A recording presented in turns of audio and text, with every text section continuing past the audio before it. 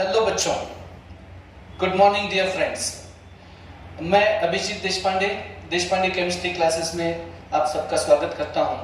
आज हम लोग ये 2-3 मिनट में नीट 23 का जो क्वेश्चन पेपर हुआ केमिस्ट्री का उसका एनालिसिस करने वाले हैं, ताकि ये 24-25 के जो बैचेस हैं उनके लिए हेल्पफुल हो सके। ओके, तो let us without wasting time let us take a look. NEET 23 analysis में सबसे पहला इंपॉर्टेंट पार्ट है बेटा, अगर वन सेंटेंस में आपको बोलना है ये, तो ये है कि एनसीईआरटी आपको लाइन टू लाइन करना है और लाइन के बीच में भी करना है। एनसीईआरटी को छोड़ना नहीं किसी भी हाल में, और बाहर जाना ही चाहते हैं तो एग्जाम्पलर और प्रीवियस ईयर क्वेश्चंस कर सकते हैं। उसके आगे कोई ज्यादा आवश्यकता नहीं है। नीट 23 के पेपर और 22 का भी पेपर अगर आप देखते हैं तो ये रिसेंट ट्रेंड ऐसा है। एक एक करके एनालाइज करते हैं। इसमें न्यूमेरिकल्स फिजिकल केमिस्ट्री के कम थे और डायरेक्ट वैल्यू सब्स्टिट्यूशन वाले क्वेश्चंस थे, फार्मूला बेस्ड क्वेश्चन थे। फार्मूला में वैल्यू रखो, आंसर निकालो, बहुत ज्यादा यूनिट का इंटर कन्वर्जन नहीं था। काइनेटिक्स वाला जो क्वेश्चन था वो तो डायरेक्ट एनसीईआरटी काइनेटिक्स था। थर्मो और इक्विलिब्रियम के जो क्वेश्चंस थे वो भी बहुत इजी लेवल के थे। बेसिक एनसीईआरटी अगर आप करते हैं तो ये क्वेश्चंस बहुत सारे इजी हो सकते हैं। हालांकि हमको प्रीवियस ईयर तक की लेवल तक तो जाना ही चाहिए, हर बार उतना ही इजी पेपर रहेगा ये नहीं बोला जा सकता। तो न्यूमेरिकल्स कम थे, इजी थे, एनसीईआरटी बेस्ड थे। लेकिन अगर आप एक्स्ट्रा करना चाहते हैं कल के चैलेंजिंग पेपर के लिए तो प्रीवियस ईयर जेडब्ल्यू मेन या नीट लेवल तक हम लोग क्वेश्चन सॉल्व कर सकते हैं। इसमें आगे बढ़ते हैं बेटा।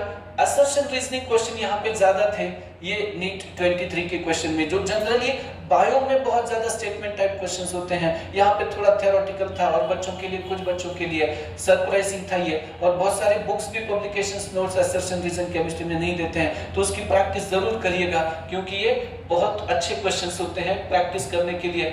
स्टेटमेंट टाइप में कंफ्यूजिंग रीजन, ये सब लॉजिक जो आपका है, लॉजिक और एनालिसिस, इसमें देखा जाता है, डेवलप होना चाहिए आपका लॉजिक और एनालिसिस।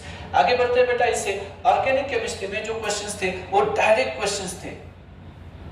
जो भी ऑर्गेनिक वाले क्वेश्चंस थे वो इजी क्वेश्चंस थे। बेसिक अगर आप ऑर्गेनिक केमिस्ट्री करते हैं, एक रीअरेंजमेंट आया था सिर्फ कार्बोकेटाइन का, उतना तो बहुत इजी माना जाएगा। हाँ, थोड़ा सा चैलेंजिंग इनऑर्गेनिक था क्योंकि बायो की तरह लाइन टू लाइन क्वेश्चंस इसमें आए थे और सिलेबस ज्यादा है इनऑर्गेनिक का, तो इसीलिए इनऑर्गेनिक थोड़ा सा टेक्स्ट बुक रीडिंग, सिर्फ रीडिंग नहीं, उसका एनालिसिस बारीक वर्ड टू वर्ड इनऑर्गेनिक आपको करना होगा।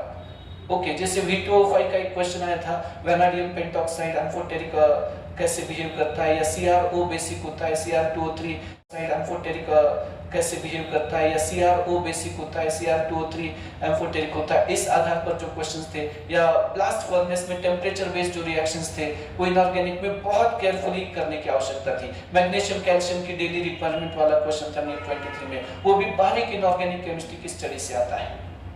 तो वंस अगेन मैं बोलता हूं आपको, एनसीईआरटी की लाइन टू लाइन आप पढ़िए और देशपांडे केमिस्ट्री क्लासेस की यूट्यूब चैनल से और क्लासेस से जुड़िए। ऐसे ही नीट एनालिसिस अपडेट के लिए, जेडब्ल्यू के अच्छे रिजल्ट के लिए। बहुत बहुत धन्यवाद, थैंक यू।